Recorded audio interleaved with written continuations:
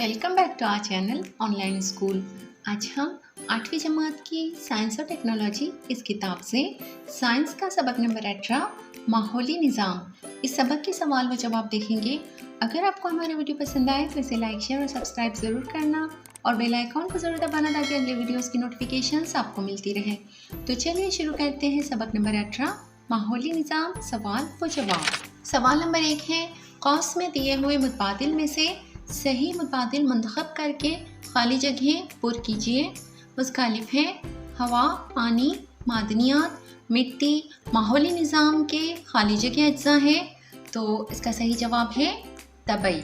बे है माहौली निज़ाम में दरिया, तालाब, समंदर खाली जगह माहौली निज़ाम की मिसालें हैं, तो इसका जवाब लिखना होगा आबी। और जीम है माहौली निज़ाम में इंसान, हैवानात खाली जगह ग्रोह में शामिल है, तो इसका सही जवाब है सारिफ। तो इस तरह आप लोगों को ये खाली जगह पुर करनी होंगी। अब सवाल नंबर 2 है, मुनासिब जोड़ियाँ लगाइए। ग़िज़ा साज़ और माहौली निज़ाम, तो इनकी हमें सही जोड़ियाँ लगानी होंगी। तो सबसे पहले है अलिफ नागफनी, नागफनी की सही जोड़ी है नंबर 4 रेगिस्तानी, रेगिस्तानी इलाके में नागफनी पैदा होती है। बे है आबी नबातात, तो इसकी सही जोड़ी है आबी। जीम है चिमरन, इसकी सही जोड़ी है दलदल। और दाल है पाइन या सनोबर, तो इसकी सही जोड़ी है जंगल। तो इस तरह से मुनासिब जोड़ियाँ लगानी होंगी। अब सवाल नंबर 3 है, मेरे बारे में मालूमात दीजिए। उसका अलिफ है माहौली निज़ाम, तो माहौली निज़ाम के बारे में हमें नोट लिखनी होगी। तो इसका जवाब लिखना होगा अपने अतराफ़ के मस्कन में क़याम करने के लिए हयाती और गैर हयाती अज्जा के दरमियान बाहमी तफ़ाल से बनने वाली साख्त को माहौली निज़ाम कहते हैं। जानदारों को हयाती अज्जा भी कहते हैं, जबकि गैर जानदारों को गैर हयाती अज्जा कहते हैं। हयाती और गैर हयाती अज्जा के दरमियान माकूस ताल्लुक़ होता है। माहौली निज़ाम के नबातात को ग़िज़ा साज़, हैवानात को सारिफीन, जबकि खुर्दबीनी बैक्टीरिया को तज्ज़िया कार कहते हैं। तहलीली अमल के ज़रिए तज्ज़िया कार नामियाती पेचीदा सालिमात को गैर नामियाती अज्जा में तब्दील करके दोबारा कुदरती माहौल में लौटा देते हैं। बस मुर्दा नबातात और हैवानात के बाक़ियात का दोबारा दौर करके उनके अज्जा को सेहतमंद कुदरती माहौलियाती निज़ाम में लौटाने का अहम काम तज्ज़िया कार बैक्टीरिया के ज़रिए अंजाम दिया जाता है। अब पे है हयाती निज़ाम, तो इसकी मालूमात इस तरह है, यकसा साख्त वाले छोटे छोटे माहौली निज़ाम एक बड़े माहौली निज़ाम की तश्कील करते हैं, जिसे आम ज़ुबान में हयाती ख़ित्ता या बायोम कहते हैं। एक मखसूस हयाती ख़ित्ते में एक जैसी आबो हवा, एक जैसे हयाती अज्जा और यकसा किस्म के जानदार पाए जाते हैं। ज़मीन पर 2 किस्म के बायोम्स पाए जाते हैं, जो कि बर्री बायोम्स और आबी बायोम्स हैं। बर्री बायोम्स सिर्फ खुश्की पर ही होते हैं।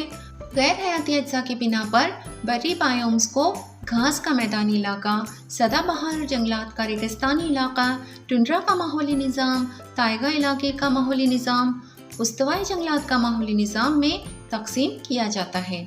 आबी माहौली निज़ाम या बायोम्स में मीठे पानी का माहौली निज़ाम, खारे पानी का समंदरी माहौली निज़ाम और दलदली माहौली निज़ाम का शुमार होता है। अब जीम है ग़िज़ाई जाल, तो इसका जवाब है ग़िज़ा खाने के पेचीदा बाहमी ताल्लुक़ से एक ग़िज़ाई जाल बनता है। कुदरत में किसी भी माहौली निज़ाम में ग़िज़ाई ज़ंजीरें सीधी और ख़ती नहीं होती, ये बहुत ही पेचीदा नौइयत की होती हैं। शिकारी जानवर किसी दूसरे जानवर का शिकार करता है, लेकिन यही शिकारी जानवर किसी दूसरे जानवर का शिकार हो सकता है। मसलन मेंढक मुख्तलिफ किस्म के कीड़े मकोड़ों का शिकार करता है, लेकिन इसी मेंढक का शिकार सांप करता है, और सांप का शिकार परिंदे कर सकते हैं। यही परिंदे कीड़े मकोड़ों या मेंढक को मारकर ग़िज़ा के तौर पर इस्तेमाल करते हैं। किसी भी माहौली निज़ाम के हयाती अज्जा के दरमियान बाहमी ताल्लुक़ से एक ग़िज़ाई जाल बनता है। अब सवाल नंबर 4 है, साइंसी वजूहत लिखिए। इसका अलिफ है माहौली निज़ाम की नबातात को ग़िज़ा साज़ कहते हैं, तो इसका जवाब है नबातात में शुआई तरकीब के ज़रिए ग़िज़ा तैयार करने की सलाहियत होती है।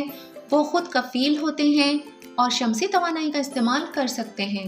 नबातात गैर नामियाती अज्जा को जज़्ब करके नामियाती शक्ल में अपनी ग़िज़ा तैयार करते हैं, इसलिए माहौली निज़ाम की नबातात को ग़िज़ा साज़ कहा जाता है।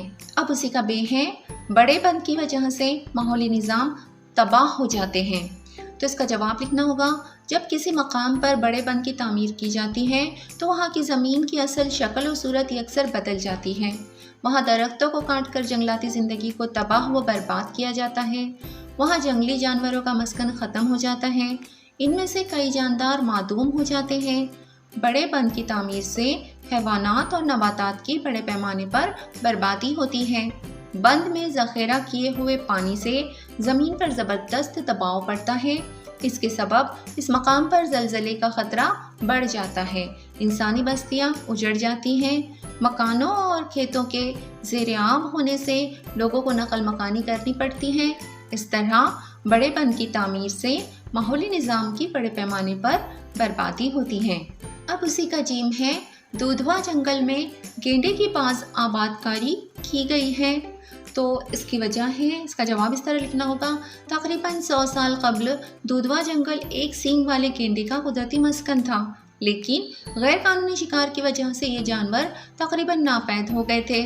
ان کی دوبارہ باز آباد کاری کے لیے مادہ گینڈے کو پنجرے میں حاملہ کیا گیا اور اس طرح پیدا ہونے والے بچوں کو دوبارہ جنگل میں چھوڑا گیا اور ان کی حفاظت کے لیے نگراں چوکیاں قائم کی گئیں۔ آج ان گینڈوں کی تعداد میں خاطر خواہ اضافہ ہو گیا ہے۔ اس طرح اس کوشش سے ایک سینگ والے گینڈے کو دوبارہ نئی زندگی حاصل ہو گئی ہے۔ اب سوال نمبر 5 ہے، مندرجہ ذیل سوالوں کے جواب لکھیے۔ تو اس کا الف ہے، بڑھتی ہوئی آبادی کی وجہ سے ماحولی نظام پر کیا اثر ہوئے؟ تو اس کا جواب لکھنا ہوگا، دوسرے جانداروں کی بنسبت انسانی آبادی میں اضافے کی شرح بہت زیادہ ہے۔ علاوہ ازیں ان کا شمار ماحولی نظام کے اعلیٰ ترین صارفین میں ہوتا ہے۔ دوسرے جانداروں کی طرح ماحولی نظام انسانوں کو بھی تمام بنیادی ضروریات مہیا کراتا ہے، لیکن آبادی میں اضافے کے سبب انسانی ضروریات میں بھی اسی تناسب سے اضافہ ہوتا ہے۔ صرف انسان ہی قدرتی وسائل کا بڑے پیمانے پر استعمال کر رہا ہے۔ بدلتی طرز زندگی، قدرتی ماحول کی تنزلی اور آلودگی یہ چند عوامل ہیں جن کے پیدا کرنے میں انسان کا نمایاں کردار ہے۔ انسانی آبادی میں بڑے پیمانے پر اضافہ ہونے سے کثیر مقدار میں فاضل اشیاء بھی پیدا ہو رہی ہیں۔ مندرجہ بالا تمام امور کے باعث ماحولی نظام پر زبردست تناؤ پیدا ہو رہا ہے۔ اب اسی کا بے ہے، شہر کاری کا عمل ماحولی نظام کی بربادی کا کس طرح ذمہ دار ہے؟ تو اس کا جواب لکھنا ہوگا، جب لوگوں کو گاؤں میں مناسب طور پر غذائی اشیاء میسر نہیں ہوتی، وہ روزگار اور دوسری سہولتوں سے محروم ہو جاتے ہیں تو وہ شہروں کی طرف ہجرت کرتے ہیں۔ شہروں میں صنعتوں، فیکٹریوں اور دوسرے ذرائع سے ہزاروں لوگوں کو روزگار حاصل ہوتا ہے۔ ہر روز ہزاروں کی تعداد میں لوگ شہروں کا رخ کرتے ہیں۔ اس سے شہریانی کے عمل میں زبردست اضافہ ہوتا ہے۔ شہروں کی آبادی میں اضافہ ہونے پر لوگوں کو رہائش کی ضرورت ہوتی ہے۔ لوگ شہروں کے اطراف زراعتی زمین، دلدلی زمین، نم علاقوں، جنگلات اور گھاس کے علاقوں کو برباد کر کے اپنے گھر تعمیر کرتے ہیں۔ ترقی کے نام پر ماحولی نظام کو برباد کرنے کی کوشش کی جاتی ہے۔ اس طرح ماحولی نظام کا زبردست نقصان ہوتا ہے۔ اب اسی کا جیم ہے، قدرتی ماحولی نظام میں بڑی تبدیلی لانے والی جنگیں کیوں ہوتی ہیں؟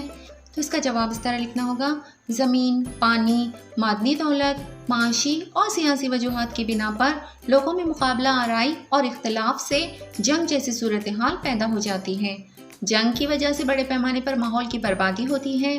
بموں کے دھماکوں، بارودی سرنگوں کے دھماکوں اور دوسرے خطرناک اعمال کا استعمال جنگوں کے درمیان کیا جاتا ہے۔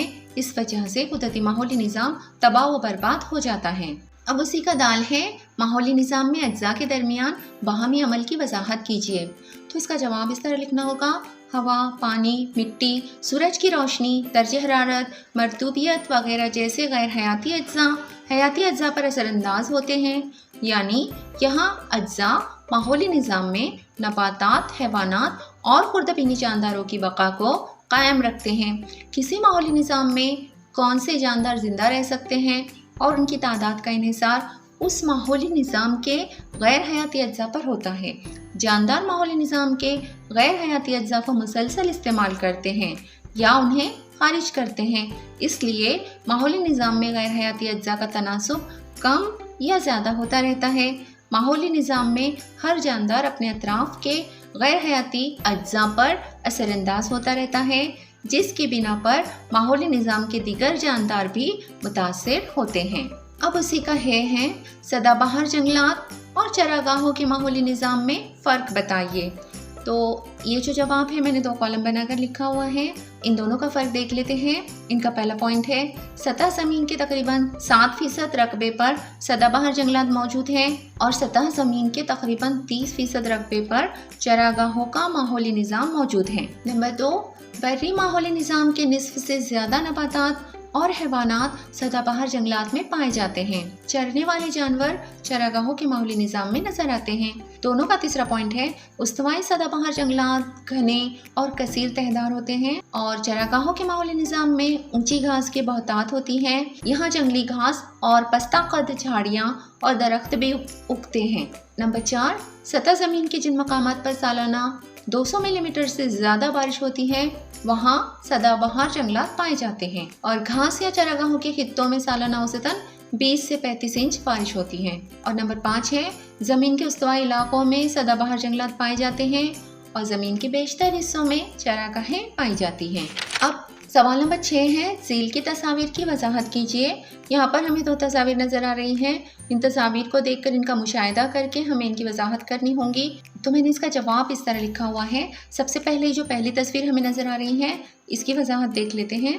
पहली तस्वीर में रेगिस्तानी माहौली निज़ाम को ज़ाहिर किया गया है। रेगिस्तान के माहौली निज़ाम में नागफनी रेक नबाती पौधा एक ग़िज़ा साज पौधा है।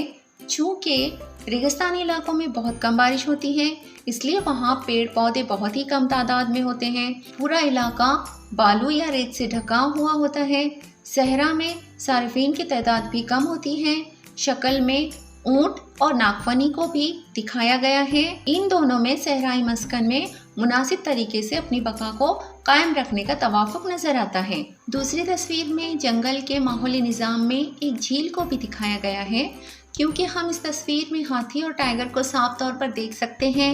तस्वीर में दरख्त पर बैठी हुई मखसूस किस्म की चिड़िया हॉर्नबिल नज़र आ रही है। ये इस्तवाई खित्ते का सदाबहार जंगल हो सकता है। इन जगहों पर बहुत ज़्यादा बारिश होती है इसलिए जंगल में मुख्तलिफ़ किस्म के आबी इलाके भी नज़र आ रहे हैं। आबी माहौल की वजह से मुख्तलिफ़ किस्म के जानदार एक ही मकाम पर नज़र आते हैं। यहाँ एक अलहदा माहौली निज़ाम का भी वजूद होता है जो ग़िज़ाई ज़ंजीर और ग़िज़ाई जाल के ज़रिए बर्री माहौली निज़ाम से बाहमी तौर पर जुड़ा हुआ होता है। परिंदे मछलियों का शिकार करते हैं। जंगल के दूसरे जानवर अपनी प्यास बुझाने के लिए आबी ज़ख़ीरे की तरफ रुख करते हैं। इस तस्वीर में पौधे घास वगैरह ग़िज़ा साज हैं। तो उम्मीद है आप लोगों को इस सबक के तमाम सवालात के जवाब समझ में आ गए होंगे। अगली वीडियो में फिर मिलते हैं। अल्लाह हाफिज़।